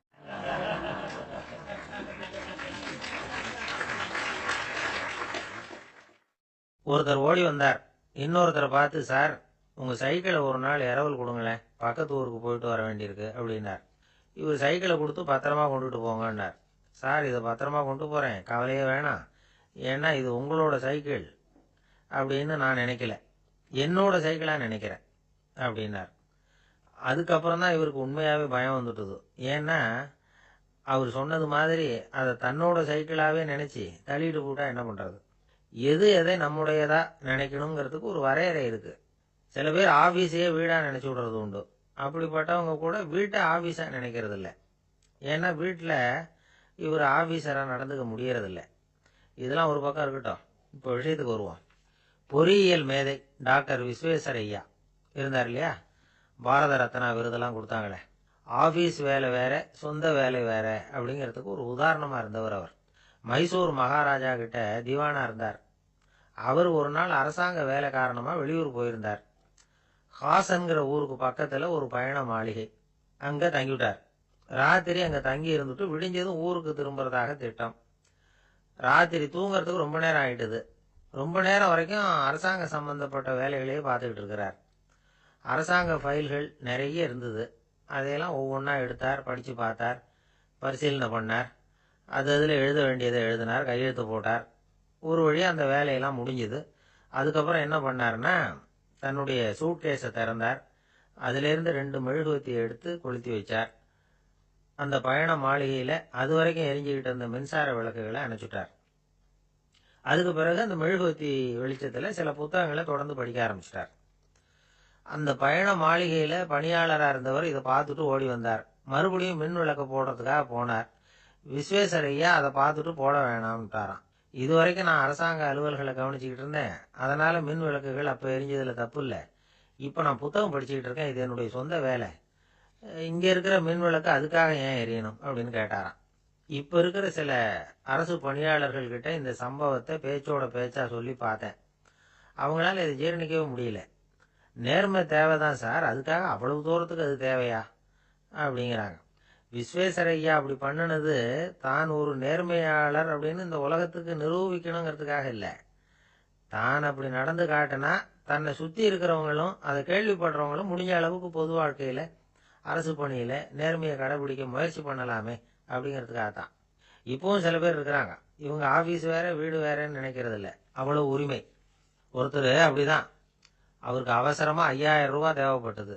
ஆபீஸ் பணத்தை எடுத்துக்கிட்டார். அந்த நேரம் பார்த்து ஆடிட் வந்துட்டுது. ஆப்பிட்டுக்கிட்டார். விசாரணை நடக்குது. அவர் சொல்றார், சார் நான் நேரம் காலம் பார்க்காம ஆபீஸில் வேலை செய்வேன், ஏன்னா அதை என்னோட ஆபீஸா நினைக்கிறேன். அவசரத்துக்கு அந்த பணத்தை எடுத்தேன், மறுபடியும் வச்சுடலாம்னு தான் இருந்தேன், அதுக்குள்ள இப்படி ஆயிட்டுது. நீங்க என்ன நினைச்சாலும் சரி, நான் ஆபீஸ் வேற வீடு வேற அப்படின்னு நினைக்கிறது இல்லை, அது என்னோட சுபாவம் அப்படின்னார். விசாரணை பண்ணவர் தீர்ப்பு வழங்கினார். உங்க சுபாவத்துக்கு மதிப்பு கொடுத்து நானும் தீர்ப்பு வழங்குறேன். நீங்க கொஞ்ச நாள் ஜெயிலில் இருந்துட்டு வாங்க, அது உங்களுக்கு கஷ்டமா இருக்காதுன்னு நினைக்கிறேன். ஏன்னா அங்க போனாலும் நீங்க உங்க சுபாவப்படி வீடு வேற ஜெயில் வேறன்னு நினைக்க மாட்டீங்க அப்படின்னாராம். இந்த உலகத்துல மனுஷன் எவ்வளவோ தவறுகள் செய்யறான். அதுக்கெல்லாம் என்ன காரணம்? அதை பத்தின ஆராய்ச்சி தான் இன்னைக்கு. இதுக்கு ஆராய்ச்சி என்னத்துக்கு, அது தெரிஞ்ச விஷயம் தானே அப்படின்னு நீங்க நினைக்கலாம். ஆனா அப்படி அலட்சியமா இந்த விஷயத்தை விட்டுறக்கூடாது. பொதுவா எல்லோரும் நினைக்கலாம், எது சரி எது தவறு அப்படின்னு தெரியாததுனாலதான் மனுஷன் தப்பு பண்றான் அப்படின்னு. ஆனா அப்படி சொல்லிட முடியாது. மனுஷன் தெரிஞ்சே தான் தவறுகள் பண்றான். இப்போ உதாரணத்துக்கு ஒரு சாலையில இடது பக்கம் போக வேண்டிய ஒருத்தர் நடுக்கோட்டை தாண்டி வலது பக்கமா வண்டியை ஓட்டிட்டு போறாருன்னு வச்சுங்க. என்னப்பா இது தப்பு இல்லையா அப்படின்னு அவர்கிட்ட கேட்டா, அதெல்லாம் எனக்கு தெரியும், நீ உன் வேலையை பார்த்துட்டு போ அப்படிம்பார். வலது பக்கமா போறது தப்புன்னு தெரிஞ்சே தான் அவர் அப்படி செய்யறார், அப்படி போறார். பெரிய உத்தியோகத்துல இருக்கிறவங்க கூட லஞ்சம் வாங்குறாங்க. அவங்களுக்கெல்லாம் லஞ்சம் வாங்குறது தப்புன்னு தெரியலன்னு அர்த்தம். திருடுறது தப்புன்னு தெரியாமலாம் மனுஷன் திருடுறான். நல்லாவே தெரியும். நீங்க வேணும்னா கேட்டு பாருங்க, வேற வழி இல்லை அதனால தான் திருடுறேன்பா. திருடுறது ஒரு புண்ணியமான காரியம்னு திருடனே கூட சொல்ல மாட்டான். திருடுறது தவறுங்கிறது திருடனுக்கு தெரியும் அப்படிங்கறத விளக்கறதுக்காக ஒரு பெரியவர் ஒரு கதை சொன்னார். அதாவது 2 திருடர்கள் 2 பேரும் சேர்ந்து ஒரு வீட்டுக்கு போய் ஒரு 10,000 ரூபாயை திருடிட்டு வந்துடுறாங்க. ஒரு காட்டு வழியா வந்துகிட்டு இருக்கிறாங்க. இன்னும் விடியல. 2 பேருக்கும் தூக்கம் கண்ணை சுத்துது. சரி, இப்படியே ஒரு மரத்தடியில படுத்து தூங்குவோம், காலையில விடிஞ்சதும் இந்த பணத்தை 2 பேரும் பங்கு போட்டுக்குவோம் அப்படின்னு முடிவு பண்றாங்க. அதே மாதிரி படுத்து தூங்குறாங்க. நடு ராத்திரியில ஒரு திருடன் முழிச்சுக்கிறான். விடிகிற வரைக்கும் காத்துக்கிட்டு இருந்தா 5,000 ரூபா தான் கிடைக்கும், இப்பவே கம்பி நீட்டினா 10,000 ரூபா கிடைக்கும் அப்படின்னு யோசிச்சு பார்த்துட்டு ஒரு முடிவுக்கு வந்தான். மெதுவா அந்த 10,000த்தையும் சுருட்டிக்கிட்டு அடுத்தவனுக்கு தெரியாம ஓடி போயிட்டான். விடியுது. அடுத்தவன் எழுந்திரிச்சு பாக்குறான். பணத்தையும் காணல, பாகஸ்தனையும் காணல. இந்த திருடன் அந்த திருடனை திட்டுறான். திருட்டு பய, அயோக்கிய பய, இப்படி அநியாயமா கிளப்பிட்டு போட்டானே அப்படிங்கிறான். இதுல இருந்து என்ன தெரியுது? தெரியாம எடுத்துக்கிட்டு போறது திருட்டு, அயோக்கியத்தனம், அநியாயம் அப்படிங்கிறது இவனுக்கு தெரிஞ்சிருக்குது. அதனாலதான் அடுத்தவனை பார்த்து இப்படி திட்டுறான். அதனால தெரியாததுனால மனுஷன் தவறு பண்றான்னு சொல்றது சரியில்லை. அப்படின்னா மனுஷன் பண்ற தவறுகளுக்கு உண்மையான காரணம் தான் என்ன? இதே சந்தேகம் அர்ஜுனனுக்கும் வந்துதான். அதனாலதான் அவன் பகவானை பார்த்து கேட்கறான். மனுஷன் தன் விருப்பத்துக்கு விரோதமா ஏதோ ஒரு சக்தியினால பலாத்காரமா இழுக்கப்பட்டது மாதிரி பாவம் பண்றானே, அந்த சக்தி என்ன அப்படின்னு கேட்கறான். இதுக்கு பகவான் பதில் சொல்றார். காமமும் குரோதமும் தான் அந்த சக்திகள், அதாவது ஆசையும் சினமும். இது ரெண்டும் உன்னுடைய எதிரிகள் அப்படிங்கறத புரிஞ்சுக்கோ அப்படிங்கிறார். இன்னமும் நுணுக்கமா பார்த்தா காமத்தினுடைய மறு உருவங்கள் தான் குரோதமும் லோபமும். ஆசை நிறைவேறலைன்னா குரோதம், அதாவது கோபம். ஆசை நிறைவேறிட்டதுன்னா லோபம், அதாவது பேராசை. பாவத்தை கண்ட்ரோல் பண்ணணும்னா அதுக்கு மெயின் சுவிட்ச் எது அப்படிங்கிறது இப்பதான் தெரியுது. அதுக்கு மனுஷன் தெரிஞ்சே தான் தவறு பண்றான் அப்படின்னு பேசிக்கிட்டோமே. அதுக்கு ஒரு உதாரணம். ஒரு ஆளு ஹோட்டல்ல சாப்பிட போனான். சாப்பிட்டு முடிச்சான். எழுந்திரிச்சு முதலாளி கிட்ட பில்லை கொடுத்தான். காசை கொடுக்கல. முதலாளி பணம் கொடுன்னு கேட்டார். இவன் என்கிட்ட பணம் இல்லைன்னா. முதலாளி கொஞ்சம் கூட அலட்டிக்கல. உள்ளே இருந்து ஒரு ஆளை கூப்பிட்டார். இவனை கூப்பிட்டுட்டு போய் இட்லி மாவாட்ட சொல்லுனார். இவனும் கவலைப்படாம உள்ள போயிட்டான். அப்போ அழைச்சிட்டு போற ஆளு கேக்குறான், ஏன் சார் சாப்பிடுறதுக்கு முன்னாடி காசு இல்லைங்கிறது உங்களுக்கு தெரியாதா அப்படின்னு கேக்குறான். தெரியும், காசு இல்லைங்கிறதும் தெரியும், காசு இல்லாம சாப்பிட்டா மாவாட்டணுங்கிறதும் தெரியும் அப்படின்னா அந்த ஆள். அப்படின்னா நீங்க உங்க வீட்லயே சாப்பிட்டு இருக்கலாமே அப்படின்னு கேக்குறான் அவன். அதுக்கு இவர் சொல்றாரு, அது எப்படி, அங்க சாப்பிட்டாலும் நான் இதே வேலையை தானே செய்ய வேண்டியிருக்கும் அப்படின்னாராம்.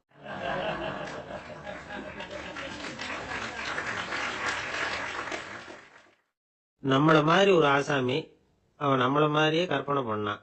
அதாவது நாம தான் இந்த உலகத்துல ரொம்பவும் கஷ்டப்படுறோம், மற்றவங்க எல்லாம் சந்தோஷமா இருக்கிறாங்க அப்படின்னு அவன் நினைச்சுக்கிட்டான்.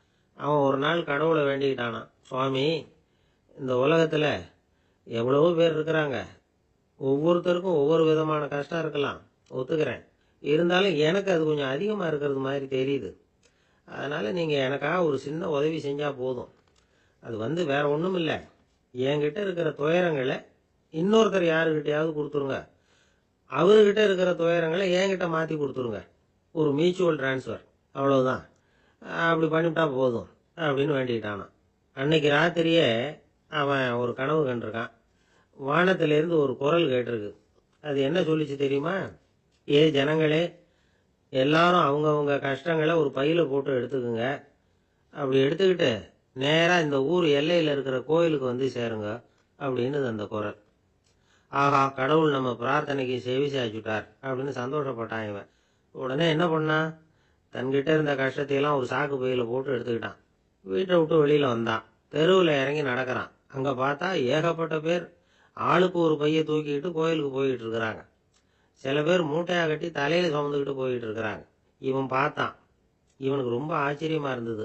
ஏன்னா எல்லாரும் வச்சிருக்கிற பைய இவன் பையை விட பெருசா இருந்தது. இவன் பை தான் இருக்கிறதுலயே கொஞ்சம் சின்னதா தெரிஞ்சது. இப்ப அவன் மறுபடியும் சாமியை வேண்டிக்கிட்டான், கடவுளே இப்போ உள்ள சூழ்நிலையை கவனிச்சா என்கிட்ட இருக்கிற பையே பரவாயில்லன்னு தோணுது. அதனால வேற ஒரு பை எதையும் மாற்ற வேணாம், இதுவே பரவாயில்ல, இந்த பையோட திரும்பி வீட்டுக்கு போனா போதும்னு நினைக்கிறேன் அப்படின்னு எதோ நினைக்க ஆரம்பிச்சுட்டான் அவன். எல்லாரும் கோயிலுக்கு போய் சேர்ந்தாங்க. கோயில்ல அந்த குரல் மறுபடியும் கேட்டுது.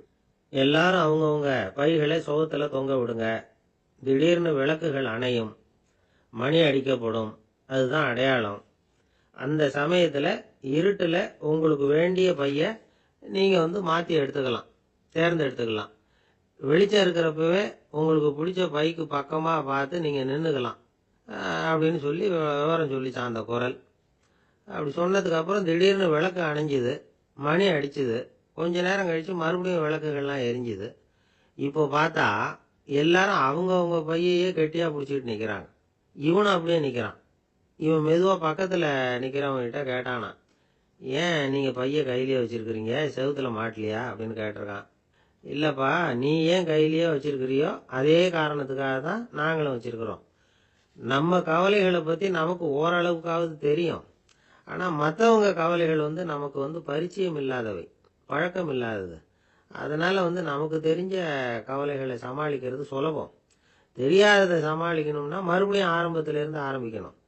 அதனால பழைய நண்பர்களோட வாழறது தான் மேல் அப்படின்னு ஆனான். அதுக்கப்புறம் அவன் தன்னோட பையே போதும்னு வீட்டுக்கு திரும்பி வந்துட்டானான். இது ஒரு பெரியவர் சொல்லியிருக்கிற கதை. அதனால நம்ம கிட்ட இருக்கிற கஷ்டங்கள் தான் பெருசு, அதை இன்னொருத்தங்கிட்ட கொடுத்துட்டு மாத்திக்கலாம் அப்படின்னு நினைக்கிறது தப்பு. இதே மாதிரி இன்னொரு சம்பவம். ஒரு ஊர்ல ஒரு நாள் ராத்திரி ஆகாயத்திலிருந்து கடவுள் குரல் கேட்குது. இந்த ஊர்ல இருக்கிற ஜனங்கள்லாம் கொஞ்சம் கவனிங்க, உங்களுக்கு ஒரு செய்தி. அதாவது இங்க இருக்கிற ஜனங்கள்லயே கொஞ்சம் கூட கவலையே இல்லாத ஆள் யாருன்னு எனக்கு தெரியணும். அதனால எல்லாரும் அவங்கவுங்க கவலைகளை ஒரு பையில போட்டு எடுத்துக்கிட்டு கோயிலுக்கு வாங்க அப்படின்னாரு கடவுள். உடனே வரிசையா எல்லாரும் வர ஆரம்பிச்சாங்க. எல்லார் கையிலையும் பை இருந்தது, சின்னதும் பெருசுமா. கவலையே இல்லாத ஆள் யாருன்னு தேடினார் கடவுள்.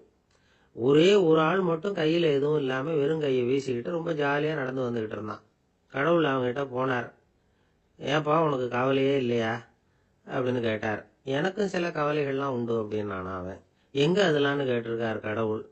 பின்னாடி லாரியில வந்துகிட்டு இருக்கு அப்படின்னு அவன்.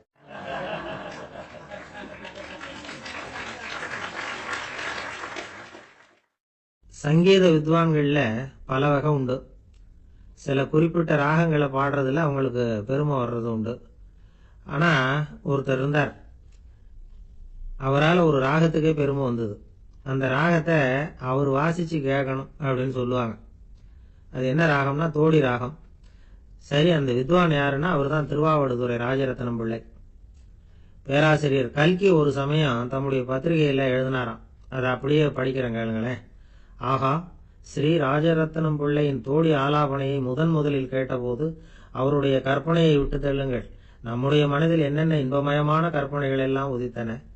குழந்தை தாயிடம் கொஞ்சம் குரலை கேட்டோம், அன்னை குழந்தையிடம் கொஞ்சம் குரலை கேட்டோம், ரதியும் மன்மதனும் பேசிக்கொண்ட காதல் மொழிகளை கேட்டோம், முருகன் சிவபெருமான் செவிகுளிர மொழிந்த உபதேசத்தை கேட்டோம், கலைமகள் கவியனுக்கு அருளிய ஆசி மொழிகளை கேட்டோம், நாரத முனிவருடைய தம்பூரா சுருதியை கேட்டோம், ராவணன் தன் எலும்பை ஒடித்து வீணையாக செய்து வாசித்த கானத்தை கேட்டோம், கானப் பறவைகளின் கலகல ஒலியை கேட்டோம், கோலக் குயில்களின் குரல் இனிமையை கேட்டோம். இப்படிலாம் பேராசிரியர் கல்கி விமர்சனம் எழுதியிருக்கிறார் திருவாவடுதுறை ராஜரத்னம் பிள்ளை அவர்களுடைய வாசிப்பை கேட்டுட்டு. டி.என். ராஜரத்னம் பிள்ளை இறந்து போனார். அப்போ கவிஞர் கண்ணதாசன் எழுதினார், செவியினில் ஓடி எங்கள் சிந்தையில் ஓடி இந்த புவியெல்லாம் ஓடி நின்பார் பொங்கிய தோடி வேறிங்கு எவரிடம் போகும் ஐய இனி அதை காப்பார் யாவர் அவிந்தனின் சடலத்தோடே அவிந்தது தோடிதானும் அப்படின்னு எழுதினாராம். அந்த அளவுக்கு அவருடைய தோடியை ரசித்தவர்கள் உண்டு. அதே மாதிரி தோடினா என்னன்னு தெரியாமலே அவரை ரசித்தவங்களும் அந்த காலத்துல உண்டு. அதாவது ஒரு பெரிய சபையில இவர் வாய்ச்சிக்கிட்டு இருக்கிறார். பாதியில ஒரு பெரிய மனுஷன் உள்ள வந்தார். அவர் உடம்புல பட்டு வேஷ்டி, ஜருக, அங்கவஸ்திரம், வாயில வெத்தலை, வாசனை புகையில, காதுல வைரக்கடுக்கன், கழுத்துல தங்க சங்கிலி, கை விரல் பூரா மோதிரம், கையில ஒரு வெள்ளி வெத்தலை புட்டி, உதவிக்கு 2 பேர் பக்கத்துல. இவ்வளவு பந்தாவோட வரார் கச்சேரி கேட்கறதுக்கு. இப்படி வந்தவர் முதல் வரிசையில் வந்து உட்கார்ந்தார். வித்வான் வாசிச்சு முடிச்சதும் இவர் அவரை பார்த்து, ஐயா, நீங்க தோடி வாசிக்கிறதுல ரொம்ப கெட்டிக்காரர்னு கேள்விப்பட்டிருக்கேன், அதை கேட்கறதுக்காக தான் மெனக்கிட்டு வந்திருக்கிறேன், அதை வாசிங்களேன் அப்படின்னாராம் இந்த பெரியவர். ராஜரத்னம் பிள்ளைக்கு ஒன்றும் புரியல. ஏன்னா இதுவரைக்கும் அவர் வாசிச்சுக்கிட்டு இருந்ததே அந்த தோடி ராகத்தை தான். அதை வாசிச்சு முடிச்சதும் அதை வாசிங்களேன்னு இவர் கேட்கிறார். அப்படின்னா இவரோட ஞானம் எப்படிப்பட்டது? இவ்வளவும் கேட்டுட்டு இப்படி கேட்கிறாரே அப்படின்னு அவர் யோசிச்சிருக்கிறார் ராஜரத்னம் பிள்ளை. உடனே என்ன பண்ணார் தெரியுமா? பக்கத்துல ரொம்ப சாதுவா சுருதி போட்டுக்கிட்டு இருந்த ஒரு முதுகுல ஓங்கி ஒரு குத்து விட்டாராம். அவருக்கு ஒன்றும் புரியல, எதுக்கு நம்மளை அடிக்கிறாரு இவரு, நம்மளை குத்துறாரு வித்வான்னு. அவர் அதிர்ச்சியால இவர் நிமிந்து பார்த்திருக்கார். அப்போ ராஜரத்னம் பிள்ளை சொன்னாராம், ஏய்யா, ஐயா பெரிய மனுஷன், என்னுடைய பரம ரசிகர், தோடி ராகம் கேட்கணுங்கிறதுக்காக இவ்வளவு தூரம் வந்திருக்கிறார், வந்து முத வரிசையில் உட்கார்ந்துருக்கார். நீ இந்த சமயம் பார்த்து தோடி ராகம் வாசிக்கிற நாதஸ்வரத்தை வீட்டில்